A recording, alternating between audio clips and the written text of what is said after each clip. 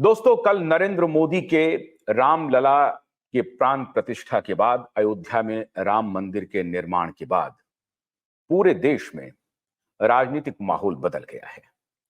राजनीतिक माहौल यूं बदला कि ऐसा लगता है कि पूरा विपक्ष रिंग से बाहर है, इंक्लूडिंग कांग्रेस पार्टी। क्या ये बात जो मैं बोल रहा हूं ये अतिशयोक्ति है?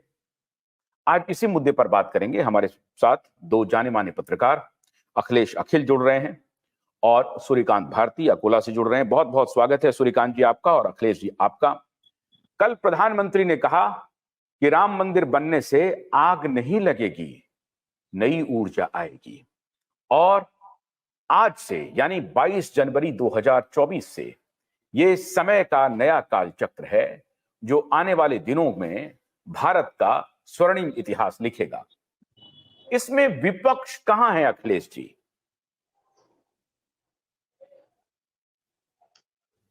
विपक्ष जो राजनीति कर रही थी वो विपक्ष वहीं पर खड़ी है, लेकिन आपको मैं बता दूं कि बीजेपी कहां है। बीजेपी ने राम मंदिर का उद्घाटन किया। बीजेपी के समर्थक देश के जितने लोग थे वो लोग वहां बुलाए गए। उन लोगों ने तालियां बजाई और अंत में एक सबसे बड़ा झूठ सामने ये आया कि बार बार पिछले 10 दिनों से ये कहा जा रहा था कि प्रधानमंत्री उसका उद्घाटन नहीं करेंगे, प्रधानमंत्री पूजा में नहीं बैठेंगे। और अंत में वही हुआ जो प्रधानमंत्री ने ही पूजा किया, प्रधानमंत्री ने उद्घाटन किया, सारी बातों को उन्होंने ही किया। उसमें दो चीजें बड़ी महत्वपूर्ण थी।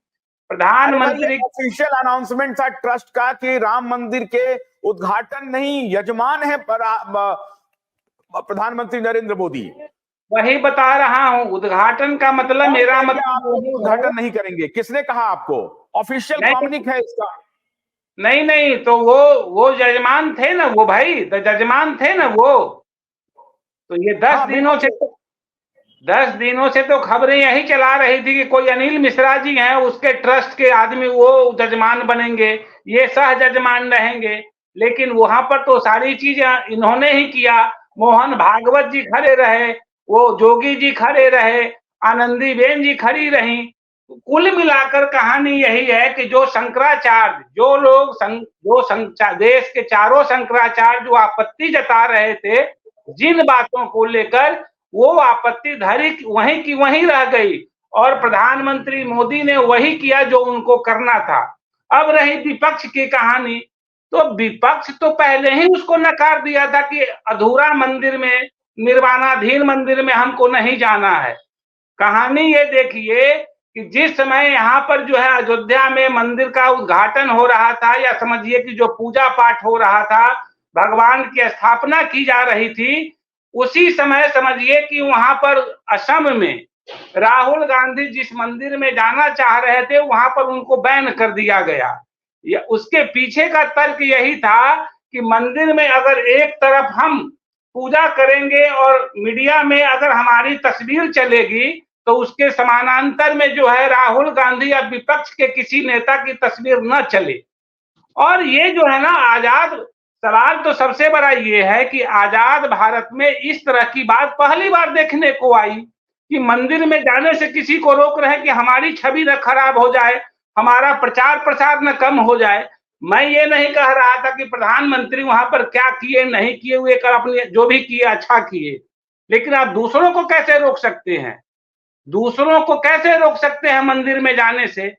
तो ये एक बड़ा मुद्दा है। और आज भी विपक्ष और ये देश भी आने वाले समय में, आप चुनाव की राजनीति करिए, चुनाव जीतिए हारिए अलग विषय है, लेकिन एक देश के भीतर एक बड़ा सवाल खड़ा होगा आने वाले समय में कि मंदिर भी किसी से पूछ कर जाना पड़ेगा, किसी के आदेश से मंदिर जाना पड़ेगा। एक बहुत बड़ा मुद्दा है आशुतोष जी।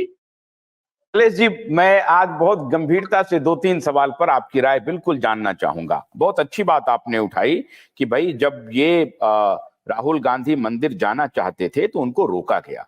और मैं समझता हूं कि राहुल गांधी को ये काम वहां ना जाकर के राहुल गांधी को ये कहना चाहिए था कि गर्भगृह में नरेंद्र मोदी जी और आनंदीबेन पटेल और सरसंघ चालक प्रमुख और मुख्यमंत्री के साथ साथ अपोजिशन का भी नेता होना चाहिए।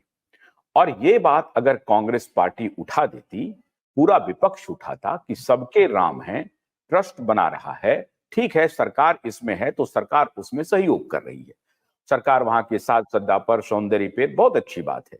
अगर सारे विपक्ष के नेता ये कहते कि मैं भी जाऊंगा, खाली सरसंघ चालक क्यों गर्भगृह में रहेंगे, मैं भी खड़ा रहूंगा, ये बात देखिए, मैं यही तो कह रहा हूं, यही तो सवाल है कि भारतीय जनता पार्टी की गुगली में पूरा विपक्ष और कांग्रेस फंस गया जब उनको यह इल्म हुआ कि पिछले 9-10 दिन से लगातार, जिसको कि यूट्यूब चैनल्स पे और डिफरेंट चैनल्स पे लोकतंत्र के बजाय धर्मतंत्र कहा जाएगा, उस पर मैं अलग से एक दिन शो करूंगा, लेकिन जब इनको पता चल गया विपक्ष को कि पूरा एक प्रकार से रामोत्सव जैसा माहौल हो गया है हर घर में, हर हिंदू के घर में, तो और इवन मुसलमानों के भी घर में इस तरह का माहौल बना हुआ है, तो कांग्रेस को उसी समय में मंदिर में जाने की चेष्टा क्यों आई?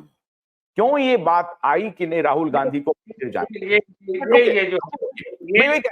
अगर ये पॉलिटिकल पोस्चरिंग थी तो क्या कांग्रेस ने पहले ही ब्लंडर कर दिया, उसका डैमेज कंट्रोल कर रही थी कांग्रेस?